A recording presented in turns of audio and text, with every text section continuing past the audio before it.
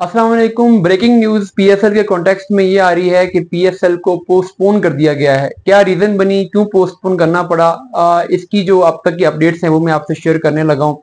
देखिए, ये आपको मैंने कल स्टोरी शेयर की थी कि पीएसएल के जो कल का मैच होगा पेशावर ज़ल्मी और कराची किंग्स का, वो तो अब मुलतवी कर दिया गया है और पीएसएल फिलहाल सस्पेंड होने वाली है। उसके बाद फिर रात को ये अपडेट आई कि पाकिस्तान सुपर लीग को कराची मुंतकिल कर दिया जाएगा। उसके बाद फिर यूएई मुंतकिल करने का डिसीजन किया गया। यूएई क्रिकेट बोर्ड से बातचीत भी होगी थी। लेकिन आपको आज सुबह ही मैंने एक वीडियो में रिपोर्ट किया था कि कुछ इंटरनेशनल प्लेयर्स ने पीएसएल यूएई में भी खेलने से इनकार कर दिया है और उसमें 3 प्लेयर्स का नाम आ रहा था।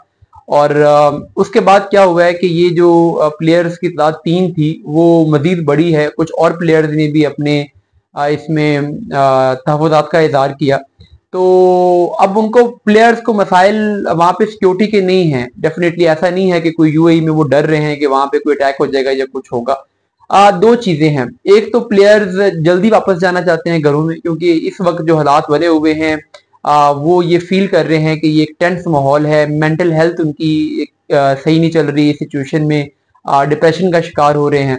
क्योंकि ये जो वेस्टर्न कंट्रीज के लोग हैं ये बहुत जल्दी ये इस तरह की सिचुएशन के लिए यूज टू नहीं होते। हम तो होते हैं ना कि कोई नहीं, अब गोलाबारी भी हो रही है, बम ब्लास्ट भी हो रहे हैं, हम लोग मीम्स बना रहे हैं, हंस रहे हैं, तमाशा कर रहे हैं। लेकिन ये लोग इस तरह की सिचुएशन को बहुत सीरियस लेते हैं और ये यूज टू नहीं है कि इस तरह के हालात में काम कर सके। तो इसलिए उनके लिए पॉसिबल नहीं था कि इस मेंटल स्ट्रेस से गुजर के वो पीएसएल को यूएई में भी कंटिन्यू करते। तो वो लोग वापस जाना चाह रहे थे, वो नहीं खेलना चाह रहे थे। सेम सिचुएशन आईपीएल में भी है। ऐसा नहीं है कि सिर्फ पीएसएल में है।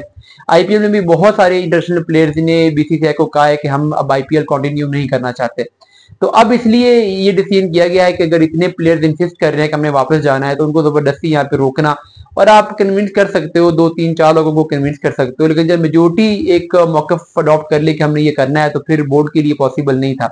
अच्छा, इसमें एक चीज और भी है, लॉजिस्टिकली भी पॉसिबल नहीं था। इवन पीसीबी ने अनाउंस तो कर दिया था, लेकिन ब्रॉडकास्टर्स कह रहे थे कि हमें कम से कम 2 हफ्ते का टाइम चाहिए है, हम इतनी जल्दी ये काम नहीं कर सकते।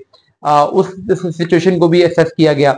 और फिर ये भी देखा गया है कि वहां पर सिक्योरिटी प्रोवाइड करना, क्योंकि पाकिस्तान टूर्नामेंट करवा रहा है तो यूएई की गवर्नमेंट के लिए प्रेसिडेंशियल सिक्योरिटी प्रोवाइड करना पॉसिबल नहीं था। तो पाकिस्तान गवर्नमेंट को वहां पे अपनी सिक्योरिटी देनी पड़नी थी और जो यहाँ पे हालात चल रहे हैं यहाँ से सिक्योरिटी वहां तक लेके जाना, सिक्योरिटी अरेंजमेंट वहां पे करना, तो कंसंट्रेशन तोजो का भी मसला था।